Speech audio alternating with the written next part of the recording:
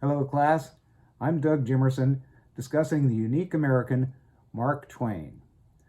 Samuel Langhorne Clemens, better known as Mark Twain, is one of America's greatest authors. He was also an entrepreneur.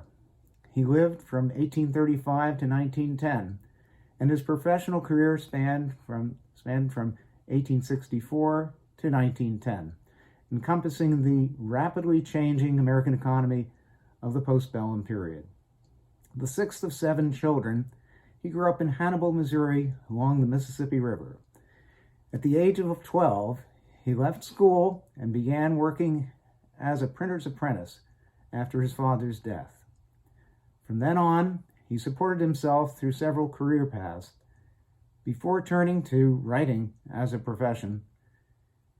Mark Twain earned vastly more as a writer than his contemporaries, and with the wealth he gained, he invested in various inventions and startup enterprises, benefited and suffered from operating his own business, and left a substantial legacy to his heirs that would equate to $15 million in today's dollars. Mark Twain is a household name now, as in his day, through his prolific production of outstanding books, including The Adventures of Tom Sawyer, The Prince and the Pauper, Life on the Mississippi, The Adventures of Huckleberry Finn, and Mark Twain's autobiography. Ernest Hemingway wrote that Huckleberry Finn was the beginning of American literature, and George Bernard Shaw stated that Twain was America's Voltaire. Twain became wealthy through his writing. He married, had 4 children, and lived with his family in a palatial Victorian Gothic home that they had custom built in Hartford, Connecticut. It's now the Mark Twain House and Museum. Twain had an enormous positive impact on American society through his literature and through his social influence as a public figure. In addition to being a successful author, Mark Twain was a businessman. He explored business ventures that might generate great wealth. In 1884, he established his own publishing house, Charles L. Webster and Company, and appointed his niece's husband, Charles L. Webster, as the firm's director.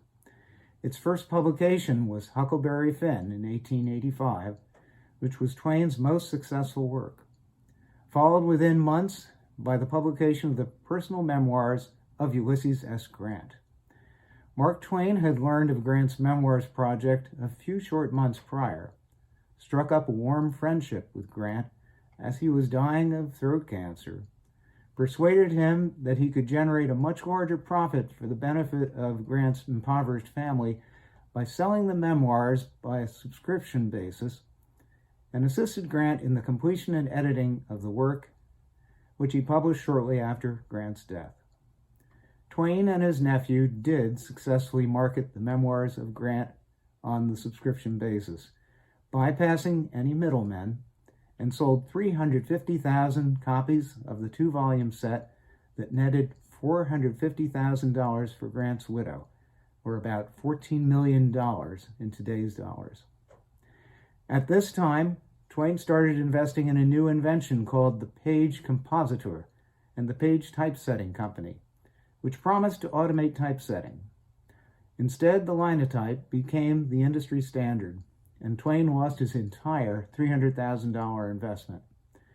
In addition, in spite of the early success of his publishing company, as the economy turned sour, the company failed, and in 1894, Twain was forced to file bankruptcy. He was fortunate during this crisis to be aided by his close friend and confidant from the 1880s on, Henry Rogers, the millionaire financier on Wall Street and vice president of Standard Oil. From this time forward, Henry Rogers managed the personal finances of Mark Twain, a fortuitous and wise alliance for Twain. Mark Twain insisted on paying off all his creditors, so he launched a world speaking tour, spent 4 years abroad with his family, and paid off all his debts in 1900. Mark Twain has had a lasting influence through his books and his contributions to the cause of human rights.